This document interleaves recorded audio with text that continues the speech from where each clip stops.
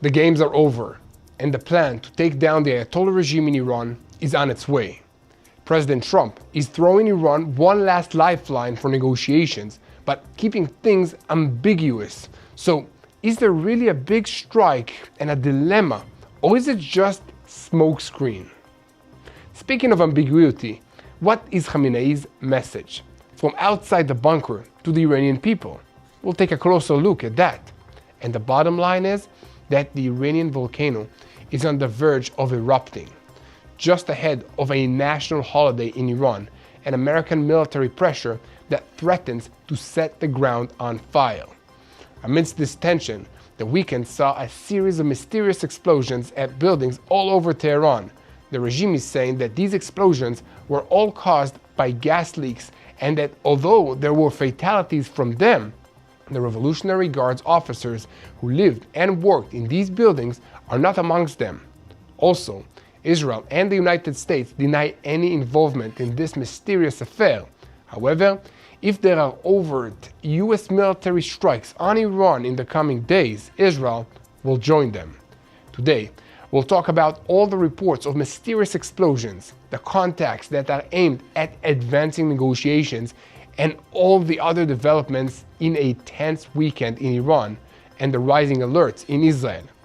Meanwhile, Hamas went one step too far, prompting the Israeli Air Force to launch a wave of strikes in Gaza. We can see now that the terror organization Hamas does not plan to give up the rifles or its vision. However, the Rafah border crossing between Egypt and the Gaza Strip has opened as Israeli demands for disarmament, and Hamas is still avoiding a decision. On the north, Israel is prepared for a powerful barrage in Lebanon as Hezbollah Secretary General Naim Qassem has found his voice and is sending direct threats of war. Welcome to Boots on the Ground. I'm your host Yair Pinto, bringing you the whole truth about what's happening in Israel, and in recent weeks also all the information on what's happening all across the Middle East and especially what's happening in Iran. The sensitive arena is heating up, and Washington has warned Iran against dangerous contacts during a naval drill in the Strait of Hormuz. President Trump appears to want to exhaust diplomacy, but Washington and Tehran are clashing over the terms of the negotiations. TBN Israel's senior Middle East analyst Mati Shoshani will bring us all the information on the negotiations and what happened after Khamenei's senior advisor met with Putin in Moscow amidst reported progress in shaping a framework for negotiations with the United States. However, in a weekend interview with Fox News, the president cast doubt on the chances of negotiations, saying, "Last time it didn't work, so we handled the nuclear issue on a different way," basically with bombing their facilities. He also added that for now, the United States plan is being kept secret even from Gulf allies. And speaking of Gulf allies, the Saudis have warned about Khamenei's strengthening, and the Iranian opposition groups claim that the strike is coming soon, while pointing to the possibility that the United States is planning a campaign to bring down the regime that could be prolonged. If and when the United States decide to strike Iran, Israel will likely join in order to suppress the launches towards its territory here in this land, but the timing depends on the success of the intelligence collection, force buildup, and the weather. And meanwhile, Iran is maneuvering in the Strait of Hormuz and is apparently serious about its threats towards Israel.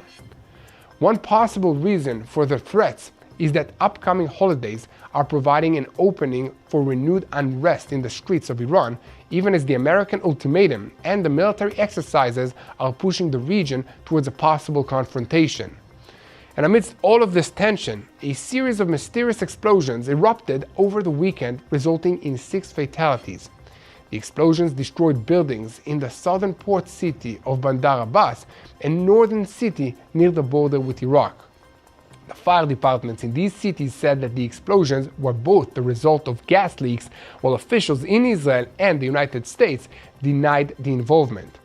Furthermore, Iranian media denied reports claiming that in the area of Iran's largest commercial port, the headquarters of the Revolutionary Guards naval forces was attacked and its commander was unalived. In Gaza, despite the start of the second phase of the ceasefire agreement, the IDF and the Shin Bet are identifying growing attempts by Hamas to engage in a guerrilla campaign against IDF forces. A series of incidents in Gaza shows the organization is far from laying down its weapons, while the IDF has responded with a wave of strikes targeting 4 senior commanders of the Hamas terrorist organization and also the Palestinian Islamic Jihad terrorist organization, along with other targets. However, more than a year and a half of an almost complete closure, the Rafah border crossing between Egypt and the Gaza Strip opened on Sunday for a limited movement of people. In Jerusalem, Cairo, and the mediating capitals, they see this move as a critical testing point, mainly in the political and the security arenas. Real demilitarization and the start of reconstruction can be declared only after the destruction of all the tunnels, the elimination of weapons production capabilities, the dispersal of Hamas battalions, and the handover of all the AK-47s. The terrorist organization will probably not meet those conditions, and we will also bring you all the information on the battle within Hamas that will decide the fate of the terrorist organization and of Gaza. Meanwhile, Israel is preparing for the possibility that Iran will activate Hezbollah in the event of an American strike, and they make clear that any attempt by Hezbollah to exploit the tension in order to carry out an operation against the Israeli targets will bring a harsh IDF response. So we have a lot to talk about today, so let's dive into the details. I'm Yair Pinto, with me today is Mati Shoshani, and this is your Boots on the Ground report, bringing you the whole truth about what's happening in Israel on day 848 of the war against Hamas, Hezbollah, the Houthis in Yemen, the Shia militias in Iraq, and all the other armed groups in this region that are operating under the control of Iran's Revolutionary Guards Corps, which is the head of the crumbling axis of evil in the Middle East. And a moment before we begin, I want to call on you to keep spreading the truth by sharing this content with as many people as possible. Let people know what's happening so that they will know how to pray for the peace of Jerusalem. Speaking of which, over recent days, some very strange things are happening in Iran. It all started on Saturday when reports emerged of a powerful explosion that shook the city of Bandar Abbas at midday. As a result of the explosions, an 8-story residential building partially collapsed, and it was later announced that 6 people had perished, with several more wounded. At the same time, another explosion was reported in the city of Ahvaz, near the Iraqi border, with additional fatalities. Within hours, reports appeared of an explosions in other cities as well. So, the Ayatollah regime claimed that all of these explosions were caused by gas leaks, but it's not clear if they actually expected anyone to take this obvious lie very seriously. And on the other hand, both Israel and the United States denied any involvement, and it must be said that the regime has many enemies who might have wanted to hit them at this time in order to light the fuse of American strikes. And on that note, almost immediately, names began to surface of senior figures in the Revolutionary Guards who were injured or eliminated. Now, circling back to Bandar Abbas, this is Iran's largest commercial port, which processed about 70% of the country's annual imports and exports as well, adding up to around 80 million tons. The city also sits on the edge of the Strait of Hormuz, a maritime passage through which about 20% of daily global oil traffic passes, and it passes along with 100 merchant ships every single day. In this area, there are also oil production, import and export facilities, petrochemical facilities, and bases of the Revolutionary Guards naval forces. Therefore, even if Tehran insists this is an internal incident, the timing and the location of this place that this event took place in are at the center of the regional alerts. For obvious reasons, after the explosions, the Ayatollah regime shifted into a defensive posture, opening 82 metro stations in the capital of Tehran to be used as air and raid shelters, alongside 300 underground parking garages and commercial centers with preparations to accommodate about 2.5 million people. These are not routine moves, but a response by a regime that understands the tension has crossed a line, even if no one is sure who pulled the trigger. And at that same time, the IRGC conducted missile tests over the weekend and a major naval exercise by the Revolutionary Guards in the Strait of Hormuz, and was announced. This is including live fire for 2 days. And here, the United States entered the picture in an unusual way, as United States Central Command issued a particularly sharp public warning. The message was clear: any unsafe or unprofessional conducts that endangers freedom of navigation, commercial vessels, or American forces will be met with force. The warning includes a detailed list of red lines, including low flights over the American vessels, rapid approaches by boats on a collision course, or aiming weapons at United States forces. This is not a theoretical warning. It is being delivered as the American aircraft carrier Abraham Lincoln is already operating in the theater alongside missile destroyers, air defensive systems, and fighter jets. The US Air Force is currently conducting a broad readiness exercise simulating rapid deployment, dispersal of aircrafts, and the management of combat air powers across multiple locations simultaneously. This is an exercise with one goal: to prove the capability for a fast and sustained response, not a one-time strike. And inside Iran, the military leadership is projecting a message of readiness. Iran's senior military commander, General Amir Khatami, declared that the forces are on full alert, with a finger on the trigger. He emphasized the strengthening of missile and air defensive arrays since the previous confrontation, and warned that any strike by the enemy would endanger not only the attacker, but the entire region. At the same time, senior Iranian officials noted that neighboring countries have already made clear they will not allow the use of their territory or airspace for an attack against Iran. But behind the declarations, the reality is more complex. In Israel and the United States, they assess that the explosions are not part of an open strike, but internal events, sabotage from within, accidents in old infrastructure, or activity by local actors. However, the fact that senior Revolutionary Guards figures were also harmed in these events, and the regime's repeated denials, only deepened the uncertainty. In Iran itself, contradictory reports appeared. First, about damage to the commander of the Revolutionary Guards naval forces, then an official denial, and then renewed rumors of additional explosions all across the country.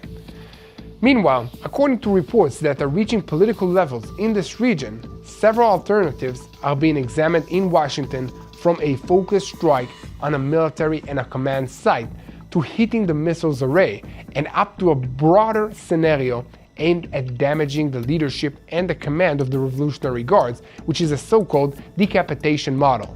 The stated rationale is an attempt to destabilize the regime from within, on the assumption that a blow to the command would lead to public pressure and civil uprising. However, Iran is signaling that it does not intend to remain passive. Senior figures in Tehran are speaking openly about the ability to cause hundreds of American casualties if attacked, and about using its missile forces and naval forces to strike bases, vessels, and regional infrastructure. The Strait of Hormuz thus becomes a central friction point, so any spark could ignite a larger conflict, and this tension is not easing. On the contrary, the mysterious explosions that the American warnings, and also the Iranian live fire drills, and the accumulation of forces around the Gulf are all part of one continuous sequence in which no side wants to be the one that starts this war, but no side is willing to be seen as the one who backs down.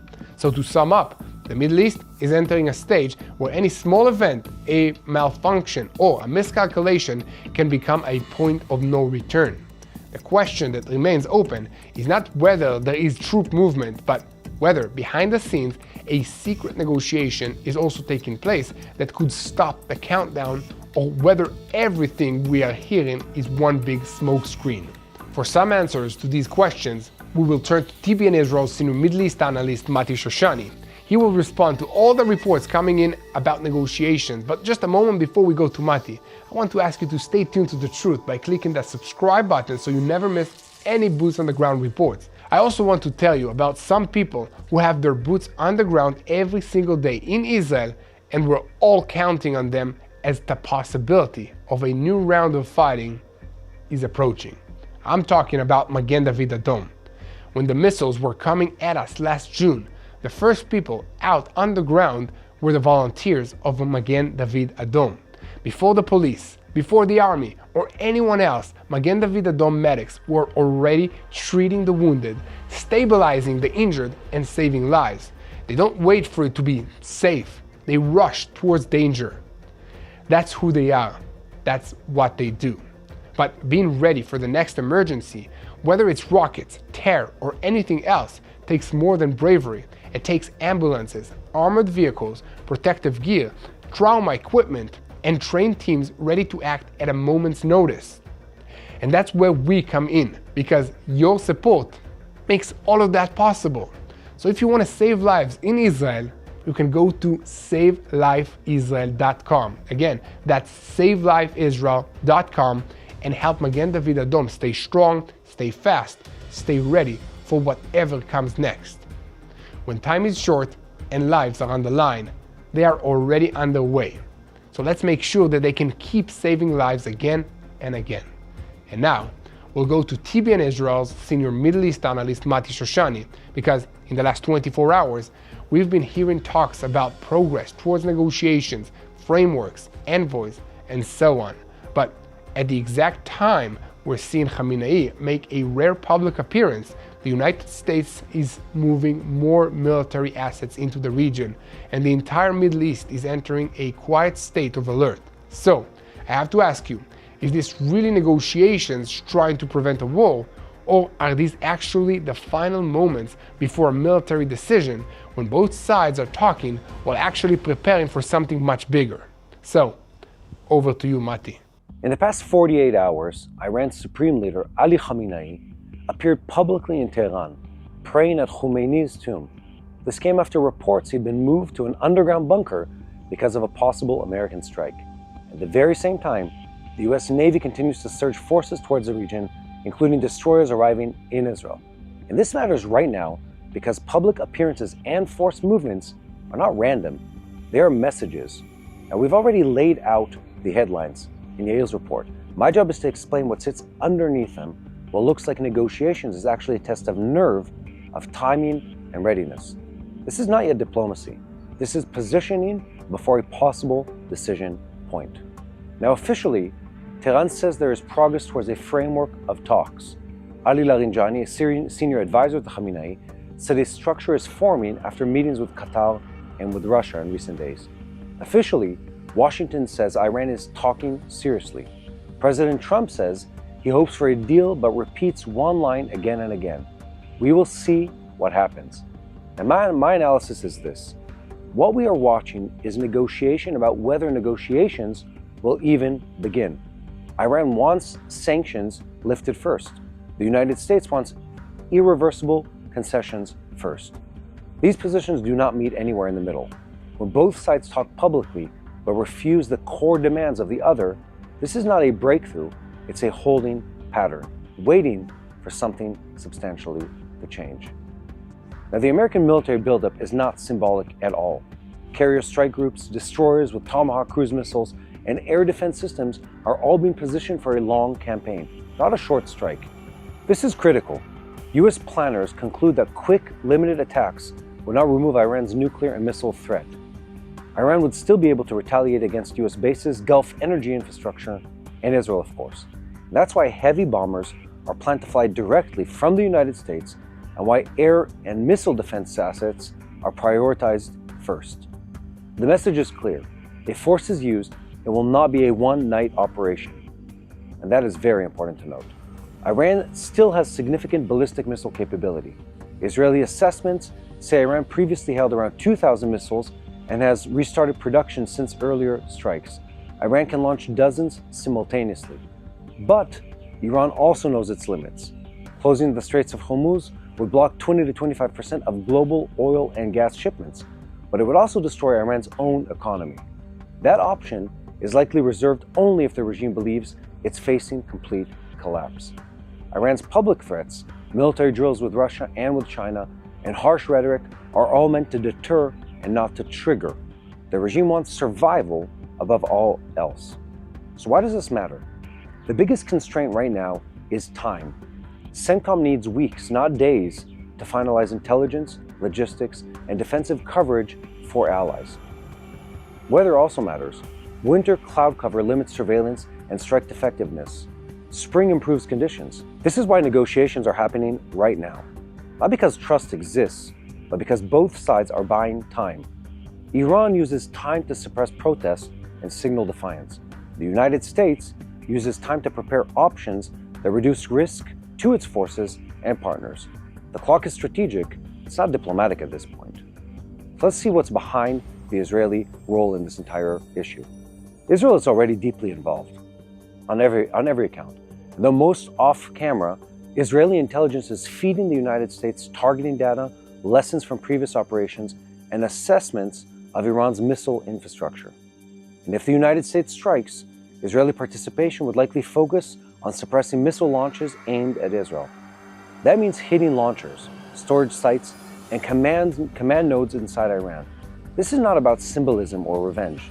It's about preventing mass civilian casualties. Iran has already said openly it would target central Israel early and heavily in the next round. So let's talk about the red lines.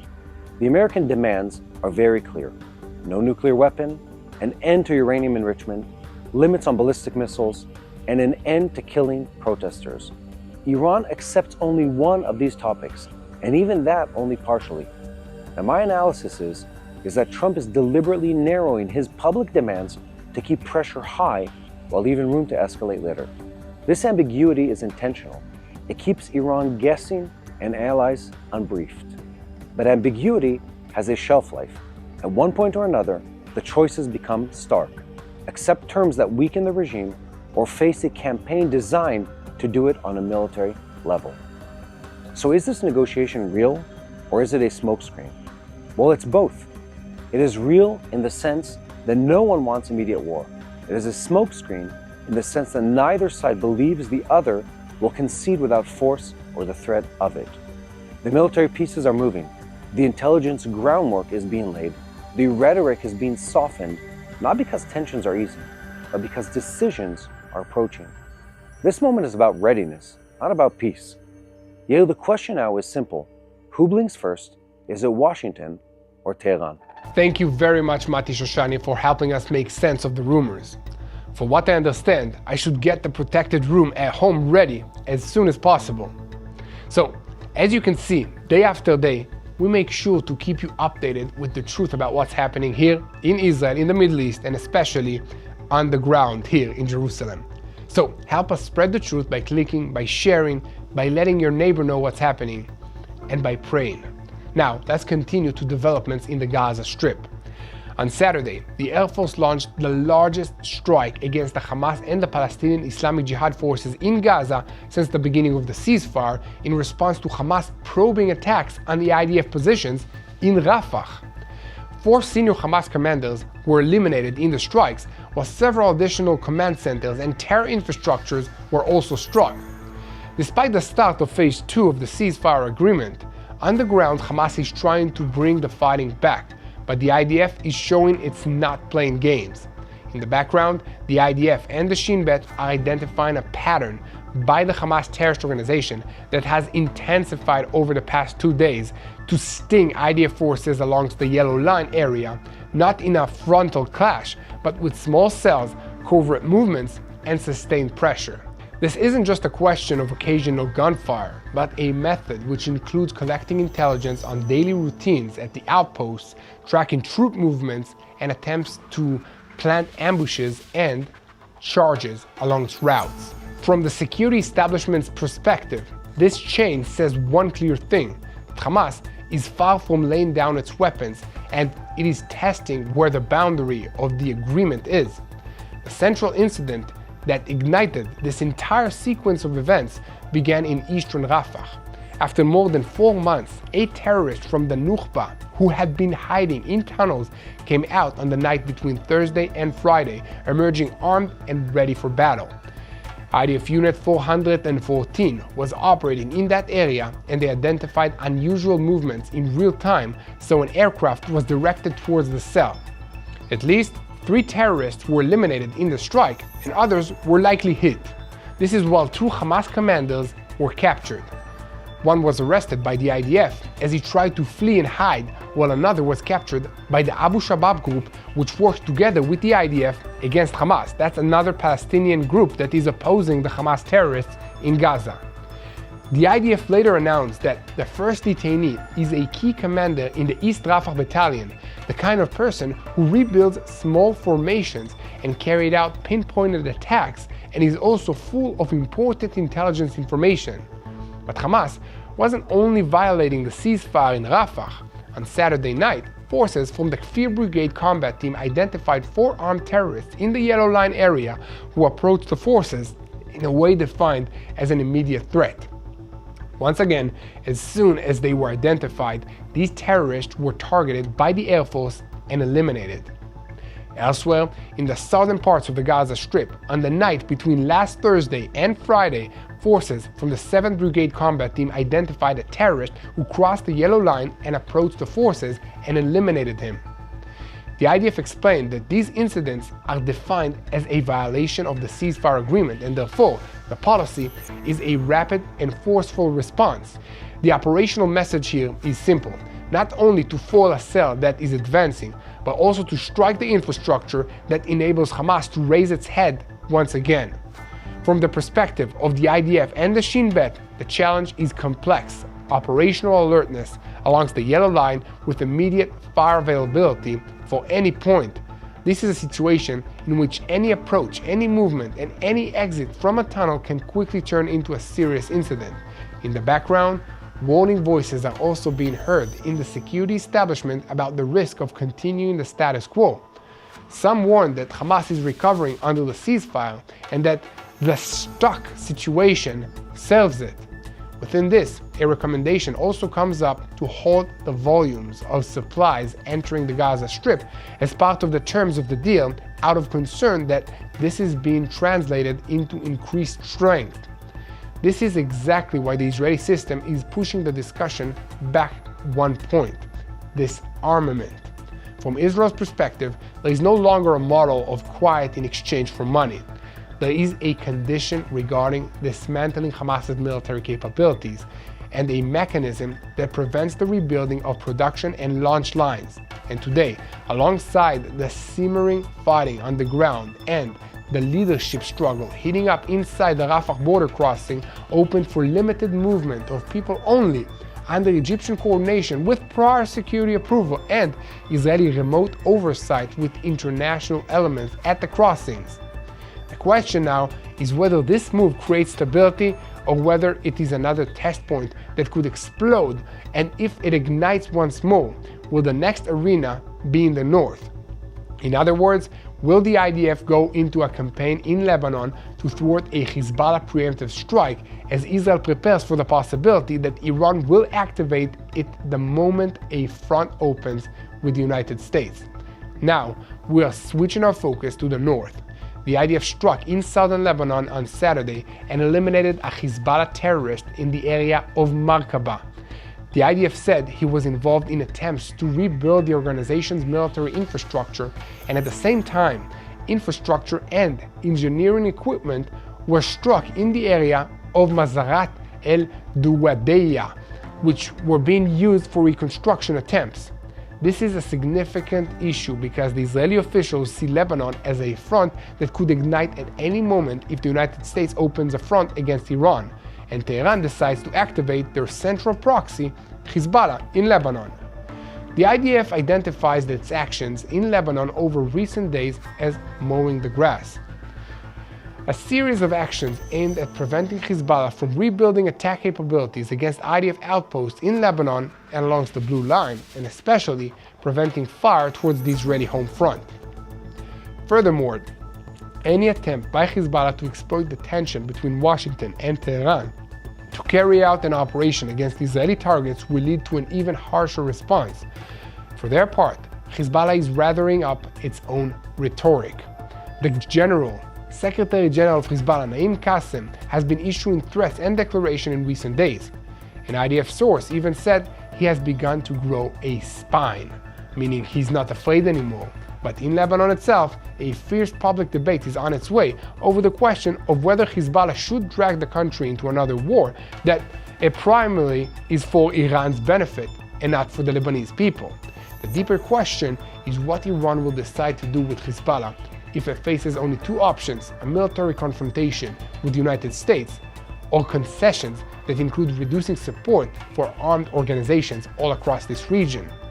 Here at TBN Israel, we will continue to report on every development, so keep sharing this content and become ambassadors of the truth. And most importantly, pray for the situation. Pray for the American soldiers deployed in this region and the IDF soldiers wherever they are, in the air, at sea, and on land. Pray for the people of Israel.